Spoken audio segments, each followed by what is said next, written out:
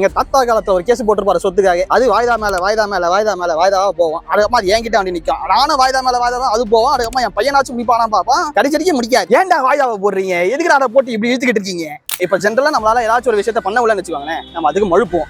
அதோட court term தான் வாய்தா. இந்திய தண்டனை சட்டத்துல செக்ஷன் 309 கீழே ஒரு விசாரணை எப்பெல்லாம் தள்ளி போடலான்னு கோர்ட்டுக்கு வந்து நிறைய பவர் கொடுத்துருக்காங்க. இப்போ வாய்தாவை எதுக்கெல்லாம் யூஸ் பண்ணுவாங்க? சப்போஸ் ஒரு விசாரணையில வந்து 2 பார்ட்டிஸ்ல ஒரு பார்ட்டி இல்லாம இருந்தாலோ, இல்ல லாயரால அந்த கேஸ் அட்டன் பண்ணாம முடியாம இருந்தாலோ, அப்படி இல்லைன்னா அந்த விசாரணை வந்து முழுமையா முடியல ஒரு சிட்டிங்லனா வாய்தாவை போடுவாங்க. இப்ப குழந்தைகள் பெண்கள் சம்பந்தப்பட்ட கேசஸ்க்கோ, இல்ல ஜாமீன் கேசஸ்க்கோ, இல்ல எமர்ஜென்சி கேசஸ்க்கோ வந்து வாய்தா கொடுக்க மாட்டாங்க. அதுவே ரொம்ப கிளாசிக்கான எக்ஸாம்பிள் இருக்கு இல்லையா, நம்ம சொத்து பிரச்சனை. அதுக்கு வந்து என்ன பண்ணுவாங்கன்னா, நான் முன்னாடி சொன்ன 3 கிரைட்டீரியா, அந்த கிரைட்டீரியால ஒரு சிட்டிங் அப்பயும் ரீசன்ஸை சொல்லிட்டே போவாங்க. கோர்ட்டும் வாய்தா கொடுத்துரும். உச்சநீதிமன்றமும் சரி, உயர்நீதிமன்றமும் சரி, வாய்தா கொடுக்காதீங்கன்னு நிறைய கேஸ் நோட் பண்ணிருக்காங்க. அதுக்காகவே நிறைய கேசஸ் டிஜிட்டலாக மாத்திருக்காங்க. என்னடா எல்லாம் பண்ணாலுமே இன்னும் நிறைய சிவில் கேசஸ் வந்து 40-50 வருஷம் போற கதையெல்லாம் நம்ம பார்த்துட்டு தான் இருக்கோம்.